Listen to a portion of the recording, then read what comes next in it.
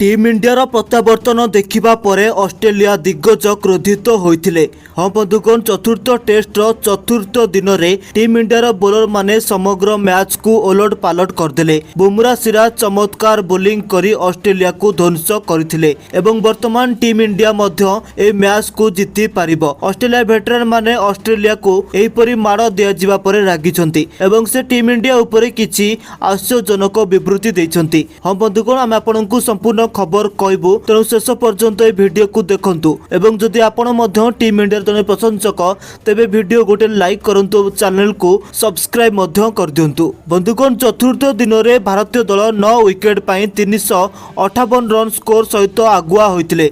नीतीश रेड्डी ए पर्यंत पड़िया रे उपस्थित थिले।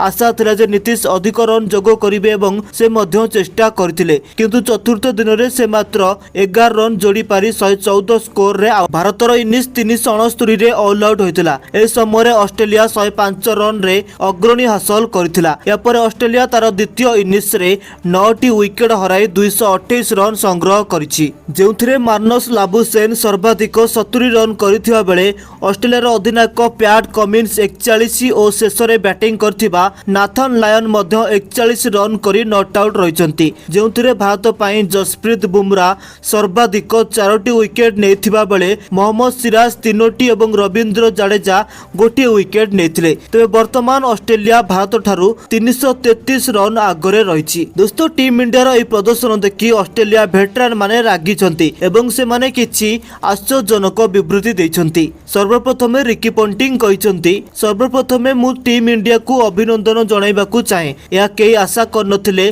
टीम इंडिया ए मैच रे प्रत्यावर्तन करिबाकू सक्षम हबो, किंतु से माने यह करिसंती। सेति पई आमे सब बेले कहूचु टीम इंडिया को हालुका भावे ग्रहण कर नाही। सेमानंकर बुमरांक परी बोलर अछंती जे कि निजे मैच किपरि जितिबे जानिछंती। एठारु मु टीम इंडिया को प्रिय बोली विवेचना करिबी, कारण सेमानंकर गति अछि एवं सेमानंकर आत्मविश्वास मध्य बहुत अधिक। एपर दोस्तों मैथ्यू हेडन कहिछन जे ऑस्ट्रेलिया लज्जित होबा उचित। या भल स्थिति रे आसीबा परे वर्तमान आपण पराजयर पथरे ठिया होइछंती। जदियो भारत ए पर्यंत मैच को जीति नाही, बैटिंग पाई पिच बहुत भल होई सारिछि एवं एई पिच रे 300 रु अधिक रन गोड़ाई पारिबे। जदियो यह सहज हेबो नाही, किंतु टीम इंडिया रो आत्मविश्वास बहुत अधिक एवं से माने निश्चित भाव में टार्गेट को गोड़ाइबाकू चेष्टा करिवे, कारण से या पूर्वरु मध्य करिसंती।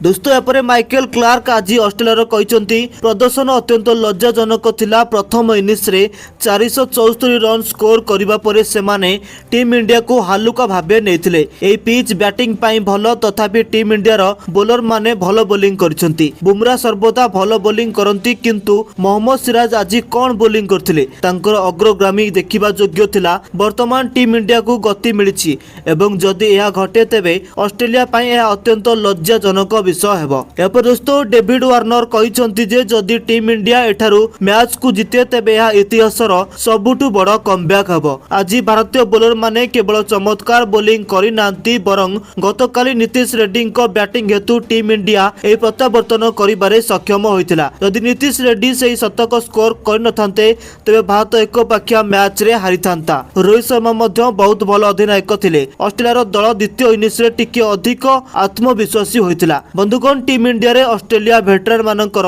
एहीपरि किछि विवृत्ति थिला। दयाकरी आपणक मत नियति भाबरे गोटे कमेंट करी आमकु जणांतु एवं एहीपरि क्रिकेट खबर पाई हमर चैनल क्रिक टाइम ओडिया को सब्सक्राइब करी बेल आइकन को प्रेस कर दियंतु।